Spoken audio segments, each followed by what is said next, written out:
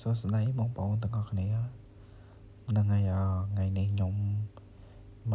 បង្ហាញពីពេលដែលយើងបានទូរស័ព្ទតើយើងត្រូវធ្វើដូចម្ដេចទី1យើងនៅតែរកទូរស័ព្ទឃើញអញ្ចឹងតែ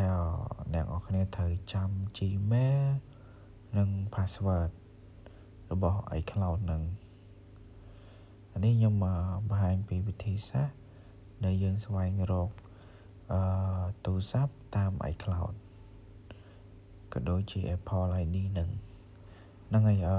ជាហ៊ានដំបូងយើងចូលមកកាន់ server ហ្នឹង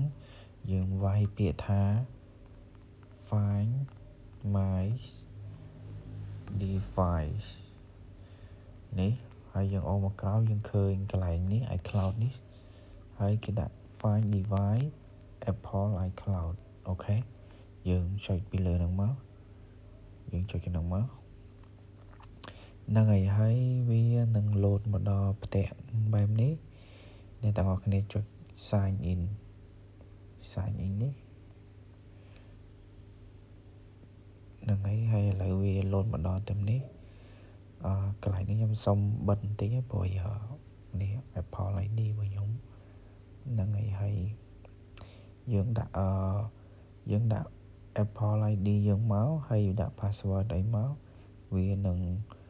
លោតទៅអូតូតែម្ដងនេះហើយខ្ញុំចុចបញ្ជូនទៅហ្នឹងហើយនឹងវានឹងលោតមកដល់កន្លែងនេះនឹងឃើញទូរស័ព្ទយើងតែម្ដងចាំតិចរៀង slow នេះទូរស័ព្ទរបស់ខ្ញុំ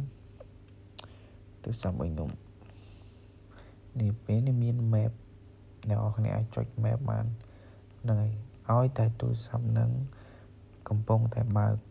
គឺនៅទីណាក៏ឃើញដែរនេះយើងអាចចុច play sound ដើម្បីឲ្យទូរស័ព្ទហ្នឹងរោជាសំឡេងឬក៏យើងមានឯកសារអីដែលឧទាហរណ៍ថាចាំបាច់ដែលយើងត្រូវបាត់យើងអាចចាក់សោទូរស័ព្ទហ្នឹងកុំឲ្យអ្នកដទៃលេងបានអញ្ចឹងយើងចុច lost iPhone នេះតែនិយាយទៅមានតែប៉ុណ្្នឹងទេហើយអត់មានអីច្រើនទេសម្រាប់ការស្វែងរកទូរស័ព្ទបើសិនជាយើងបាត់អីអញ្ចឹងណាហ្នឹងហើយ